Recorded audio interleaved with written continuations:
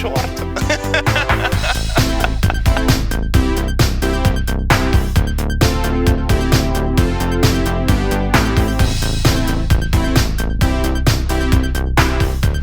Rita!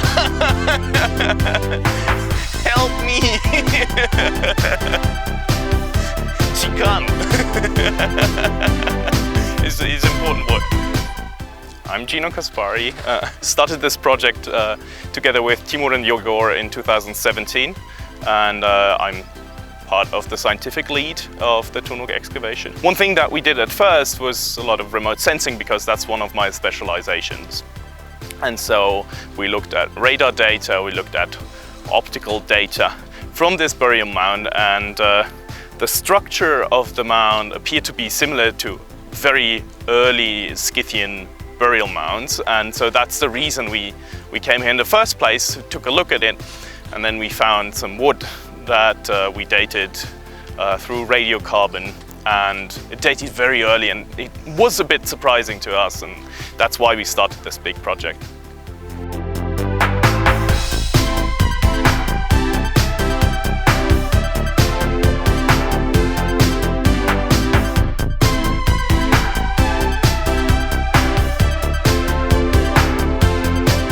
In the first campaign, we excavated mostly in the south, and it was a bit of a mess, because we were kind of taken by surprise of how many stones there were.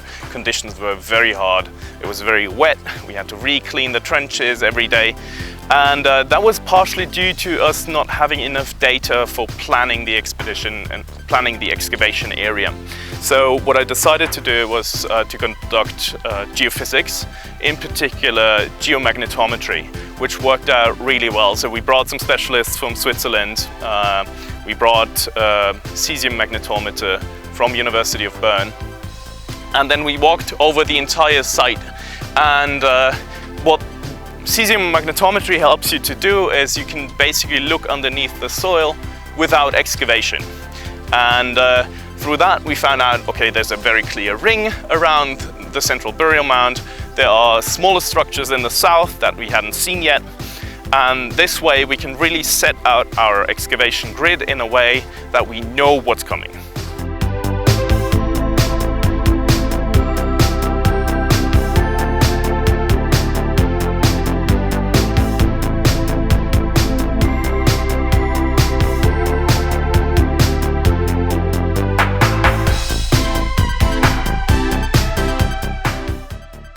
I did my doctorate on archaeology of northwestern China, and that was kind of the reason I started working here, because here we have a very similar culture to the areas that I worked in before. But I studied before in China, I studied in the United States, I spent quite a while in Russia, in St. Petersburg. And actually traveling is a very important part of becoming an academic, because wherever you go, ideas are kind of influenced by culture, and knowing that, you really broaden your horizon and you get to know a big range of different ideas that then help you with your research. And it also helps to kind of break the confines of the professor under which you're studying. So it's very important to have that mobility, and it actually doesn't take that much. Like a lot of people are hesitant to go abroad because it's getting out of your comfort zone, and you kind of need to push yourself a little bit. But for example, projects like this one are a great start, where you're out here for a limited amount of time, you get to make a lot of new friends, you get to learn new skills, and then you come back home and you apply that to your own context.